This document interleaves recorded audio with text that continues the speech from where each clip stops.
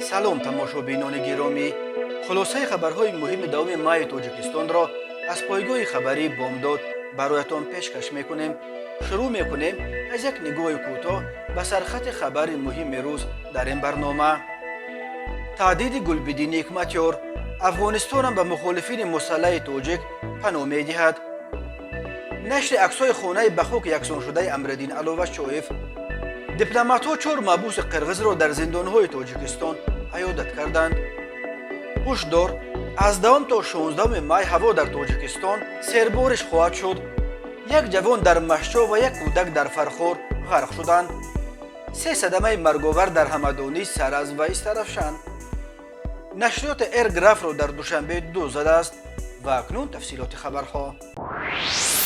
گلبدین حکمتیار، سروزیر سابق افغانستان، در یک سخنرانیش حکومت تاجیکستان را عیبدار کرد که به مخالفین مسلح حکومت کنونی طالبان در قلمروش پناه داده است. حکمتیار این را اقدام همسانه بدون موجب دلیل نامیده، هموزن اعلان جنگ به ضد مقامات کنونی افغانستان معنی داد کرد و گفت مقامات افغانستان می توانند در پاسخ به مخالفین مسلح حکومت تاجیکستان پناهگاه بدهند و برای تاجیکستان به گفته حکمتیار ضعیف و کوچک و شکننده مشکلات جدی ایجاد نماید. مقامات دوشنبه به این بیانیه حکمتیار هنوز شرح ندادند.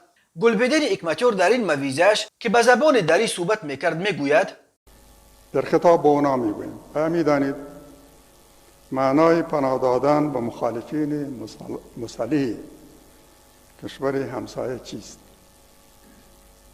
شما که به مخالفین مسلح افغانستان در کشورتان پناه میدین، میدانید معنای چیست؟ معنای جز اعلان جنگ با همسایه هیچ چیزی دیگری بوده نمیتونه. همیست معناش. یعنی که شما عملا با افغانستان اعلان جنگ دارید. مخالفین مسلحشان را پناه دادین، حمایت میکن و حتی پایگاه ها در اختیارشان گذاشتن. تحت آموزش گرفته شد. مسلح میشن.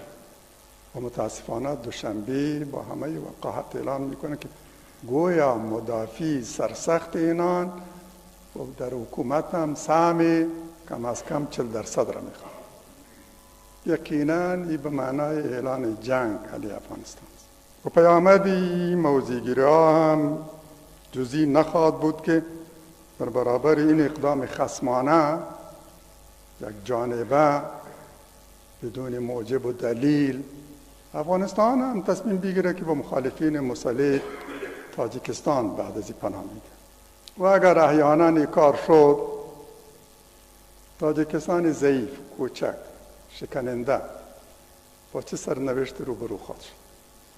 هزاران نه بلکه 2-3 هزار نفر هم کافی است که اگر در افغانستان پناهگاهی بیابند، برای دوشنبه دشوار باشه که بتانه وضعیت مهار کنه.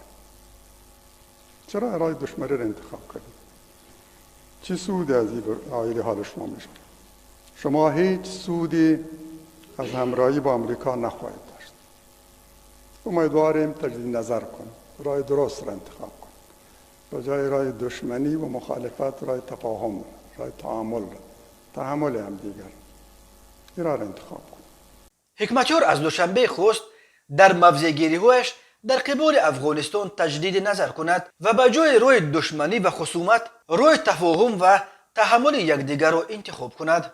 تاجیکستان از انگشت‌شمار کشورهای دنیاست که از جبهه مقاومت ملی افغانستان برابری احمد مسعود فرزند احمدشاه مسعود پشتیبانی میکند و گفته است اگر طالبان به اقلیت‌های قومی بخصوص به تاجیکان افغانستان در حکومت خود جایگاه شایسته را قائل نشوند، رژیم نو طالبان را اعتراف نخواهند کرد. بسیاری از نمایندگان حکومت قبلی افغانستان و رهبران جبهه مقاومت ملی به ضد طالبان می جنگند و خانواده های آنها در تاجیکستان پناه بردند. به نوبت خود شماری از مخالفین مسلح حکومت تاجیکستان در افغانستان در کنار طالبان می جنگند و بعد به پیروزی رسیدن جنگجویان طالبان تهدید کرده بودند که اکنون خط جهاد خود را به این سوی عموم می‌کوشانند. تهدید اکماتیور به دادن پناهگاه به مخالفین مسلح دولت تاجیکستان در حالی است که اخیراً اندری سرنکا یک شورای روس در تلگرام خبر داد که گویا در صفهای مخالفین تاجیک قنات حربی تأسیس یافته است و این قنات نظامی از شیوه‌های مبارزه اپوزیسیون فعلی نوروزی بوده در پی تأسیس تنظیم‌های مسلح خود میباشند. گلبدین اکماتیور در سالهای 80 و 90 از فرماندهان سرایی مجاهدین افغانستان و اساسگذار حزب اسلامی افغانستان بود که با طلب سپردن قدرت در سالهای 1994 و 1995 کابل را که تحت نظارت نیروهای احمدشاه مسعود قرار داشت موشکباران و خیلی ویران کرد. او بعدا سالهای زیاد باعث بندی نیم آزاد در ایران قرار داشت. طالبان بعد تصرف دوباره کابل در ماه آگوست سال 2021 اکماتیور را امام یکی از مسجدهای پایتخت افغانستان تعیین کردند. او هر سر چند وقت از منبر این مسجد از جمله در مورد حکومت تاجیکستان سخنرانی‌های بحث برانگیز می‌کند. ژورنالیست انورا سرکارова که اساساً تحولات مربوط به ولایت مختار کوهستان بدخشان را پیگیری می‌کند در فیسبوک 5 عکس خانه از طرف مقامات به خاک یکسان شده یکی از لیدرهای غیر رسمی این منطقه امردین علوشایف را نشر کرد. علوشایف که ماه ینور سال 2022 از روسیه آورده شد، روز 29 اپریل در یک دادگاهی که همگی چند ساعت دوام کرد به 18 سال زندان محکوم شد. مقامات خانه او را در پایان ماه مارس چپه کردند. مقامات تا حال سبب چنین تصمیمش را رسما شرح ندادند، ولی بنا به اطلاع دریافتی رادیوی آزادی مقامات دلیل آوردند که خانه علوشایف گویا در حدود یک مکتب نویه روشقلع ساخته میشد و یک مسئول اداره زمینسازی این قطعه زمین را غیر قانونی فروخته است. عثمان علیدادوف سابق مسئول اداره زمینساز نویه روشقلع را گویا به همین دلیل به 8 سال زندان محکوم کردند. ولی انورا سرکارova از قول نزدیکان علوشایف می نویسد که آنها 1 سال از پی اجرتگذاری این ساختمان دویده همه اجرتها را علاکه سال 2013 جمع آورده بودند و آنها 1 سال لازم شد که تا تمام اجرتهای لازم برای قانونی کردن این قطعه زمین و اجازت برای ساختمان خانه را جمع کنند.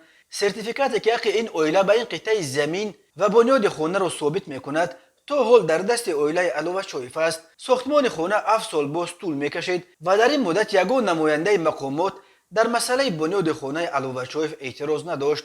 می نویسد سرکارova بنا به اطلاع او کم بودن مبلغ سبب چندین سال طول کشیدن ساختمان شده است. علوشایف در 7 سال تنها ساختمان قبط یکم بنا را به پایان رسانید که آن هم در پایان ماه مارس پاره به زمین یکسان کرده شد. به گفته شاهدان برای ویران کردن خانه این فعال جمعیتی از خروق به مرکز نویه تراکتور آوردند. می نویسد انورا سرکارova امردین علوشایف 21 دکمبر سال 1977 در نویه روشقلع ولایت مختار کوهستان بدخشان به دنیا آمده 2 فرزند دارد. اسم او بار اول در اکتبر سال 2018 وقتی در سرخط خبرها افتاد که مقامات در قطار 7 لیدر غیر رسمی ولایت مختار کوهستان بدخشان با علوشایف نیز یک پروتکل علیحده امضا کردند. بر اساس آن سند علوشایف عهده‌دار میشد که از تشکیل گروه‌های جنایی دست کشیده جوانان را به ضد حکومت نشوراند. امردین علوشایف را یکی از تشکیل کنندگان میتینگ شام 25 نوامبر در نزد سفارت تاجیکستان در شهر مسکو میشمارند. او از جمله آنهایی بود که آن شام با سفیر تاجیکستان در روسیه دولتشاه گل محمدزاده ملاقات کردند و طلب‌های اعتراضگران را به وی رسانیدند. علیشیر میرزانبات رئیس ولایت مختار کوهستان بدخشان و دلیر جمعه وزیر انرژتیک تاجیکستان روز 2 ینور در یک جلسه در خاروق علوشایف را سرکرده گروه جنایی نام برده به آن ابدار کردند که زادگان ولایت را در روسیه به ضد حکومت میشوراند. امردین علوشایف روز 11 ینور در ولایت بلگراد روسیه دستگیر شد و بنا به خبرها علاکه روز بعد از طریق مسکو به دوشنبه آورده شد. مقامات تاجیکستان تنها روز 2 فوریه تصدیق کردند که او در دوشنبه در حبس قرار دارد. خدمات مطبوعات وزارت کارهای خارجه قرقیزستان خبر داد که روزهای 6 و 7 می سال 2022 کارمندان سفارت این کشور در دوشنبه شهروندان قرقیز را که در زندانهای تاجیکستان هدای حکم میکنند عیادت کردند. بنا به این منبع دیپلمات‌ها با 4 محبوس قرقیز در محبس رقم 1 در شهر وحدت، محبس رقم 4 در شهر دوشنبه و محبس رقم 6 در نویه یوون واخوردند. بنا به اطلاع وزارت دیپلمات‌ها با شرایط نگهداری محبوسان قرقیز شنود شده به آنها درباره جریان حمایت حقوق منفعت‌هایشان معلومات دادند. همچنین در رفت بازدید از این مؤسسه ها در همکاری با مقامات ضد دخل تاجیکستان برای محبوسان قرغز با خویشاوندانشان در قرغزستان صحبت‌های ویدیویی تشکیل کرده شد. گفته می شود در اطلاعیه وزارت خارجه قرغزستان آمار دقیق درباره شماره شهروندان قرغز در تاجیکستان زندان شده در دست نیست. این هم روشن نیست که آیا چند شهروند تاجیکستان در زندان‌های قرغزستان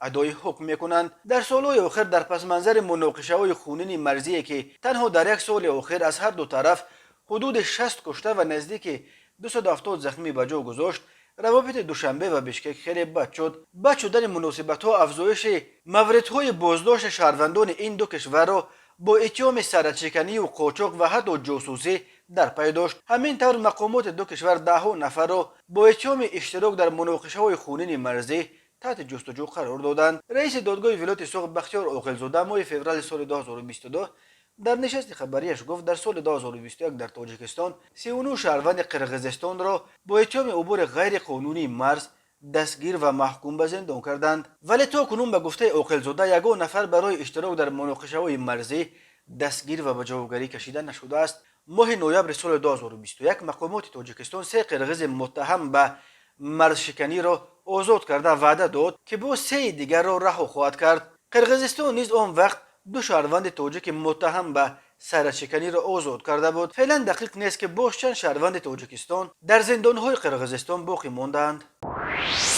تماشابینان عزیز، یادآور می‌شویم خلاصه مهمترین اخبار تاجیکستان را از پایگاه خبری بامداد تماشا دارید. برنامه را ادامه می‌دهیم. کمیته حالت‌های فوق‌العاده تاجیکستان از غرق شدن یک جوان 19 ساله در ناحیه مشچا و یک کودک 12 ساله در ناحیه فرخار خبر داد. بنا به اطلاع این نهاد، یک ساکن 19 ساله جماعت آبشاران ناحیه مشچا در آب کانال این ناحیه غرق شده است. سبب مرگ او را شناوری را نتوانستند میگویند. کمیته حالت‌های فوق‌العاده گفت امدادگران این نهاد به جای حادثه رسیده کارهای جستجویی را برآمدند و جسد غرق شده را در موضع منطقه نساس آبکش رقم 1 در حدود جماعت شهرک بوستان پیدا کرده و مقامات حفظ حقوق سپاریدند. همچنین صبح بر وقت 7 مای سال 2022 تخمینا ساعت 05:20 ساکنان در دهه نیکمنظر جماعت خراسان ناحیه فرخار جسد یک پسر بچه 12 ساله را پیدا کردند. این پسر بچه روز 3 اپریل سال روان در کانال در دهه سیف رحیم جماعت دهقان‌آباد ناحیه فرخار به سبب‌های نامعلوم غرق شده بود. کمیته حالت‌های فوق‌العاده قبلا خبر داد که تنها در روز عید رمضان 2 مای سال 2022 دست کم 6 کودک غرق شدند. از این شمار 4 نفر را نجات دادند، ولی یک طفل 10 ساله در باختر و یک کودک 6 ساله در ایسار جان دادند. جستجوی طفل در کانال ایسار غرق شده تا حال نتیجه نداده است. بنا به آمار رسمی در سال 2021 در کل دریاهای تاجیکستان 155 نفر جان باختند که این نظر به 107 نفر در سال 2020 غرق شده 48 نفر یا نزدیک 45 بیشتر می باشد. از آنهایی که سال 2021 در کل دریاها جان باختند سن 33 نفر از 35 بالا و 47 نفر مردان از 17 تا 35 ساله بوده. 75 نفر دیگر نابالغان بودند. از جمله سال گذشته 15 کودک سنشان از 5 تا 10 و 39 نورس از 11 تا 16 ساله در کل دریاها اساساً هنگام آببازی یا عبور یگان جویبار یا دریا به هلاکت رسیدند. کمیته حالت‌های فوق‌العاده تاجیکستان به توجه ساکنان و میهمانان کشور می‌رساند که بنا به معلومات اگنتی هواشناسی تاجیکستان دست کم تا پایان هفته روان یعنی از 10 تا 16 ماه مای سال 2022 در قلمرو جمهوری آب و هوای نامساعد در نظر داشته شده است. باران‌های پرشدت، شمال سخت، ژوله، رعد و برق می‌تواند یک مدت به زندگی ساکنان مشکلی‌ها آورند. بر اثر هوای نامساعد در ناحیه‌های کوهی و نزد کوهی تابع جمهوری و ناحیه‌های غربی ولایت مختار کوهستان بدخشان سطح آب در رودخانه‌ها می‌تواند یکباره بالا شود. خطر سیل‌های خرابکار، لغزش ترمه، یرج، ریزش سنگ وجود دارد. در این رابطه کمیته به تکرار از شهروندان خواهش می‌کند چاره‌های بی‌خطری اندیشیده و موقتاً از رفتن برای جمع‌آوری ایزم و علف‌های دارواری، زنبوروغ، چرب و چرانی، ماهیداری و شکار خودداری نمایند. هوای نامساعد کار را در چراگاه‌ها نیز مشکل می‌کند و در این روزها خیلی باید احتیاط کار بود. خوب میشد چاروای خونگی را یک مدت به صحرا نبرید.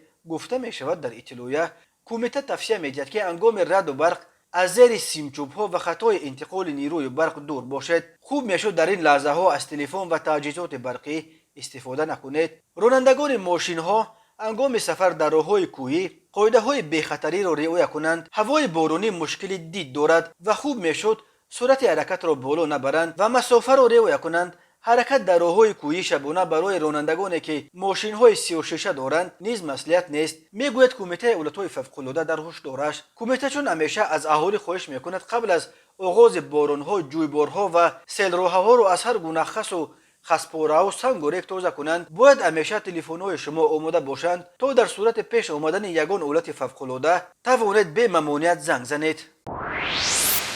و حالا یک مرور کوتاه به اخبار کریمینالی و حادثه‌های ناخوش روز.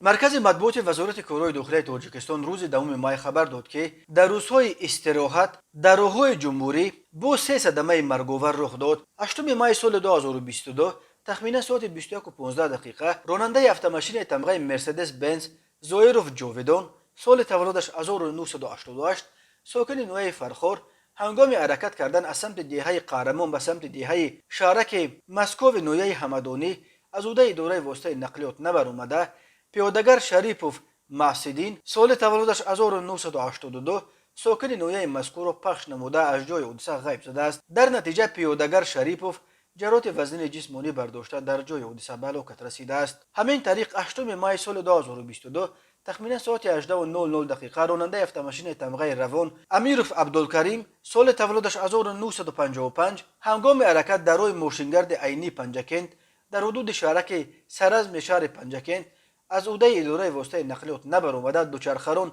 سلطانوف الماس مردونقلوویچ سال تولدش 1998 ساکن شهر مسکو را پخش نموده است.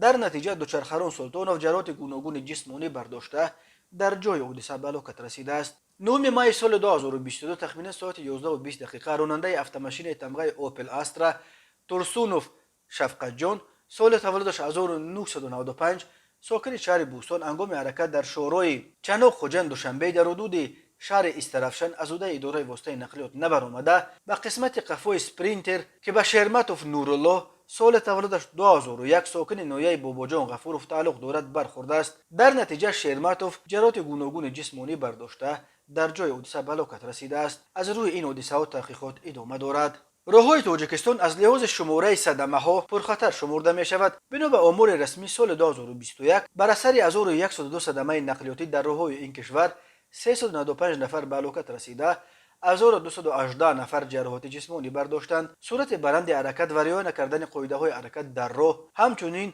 راهها و ماشین های فرسوده از علتهای عمده صدمه ها از جمله صدمه های مرگ‌آور در راههای تاجیکستان نام برده می شود.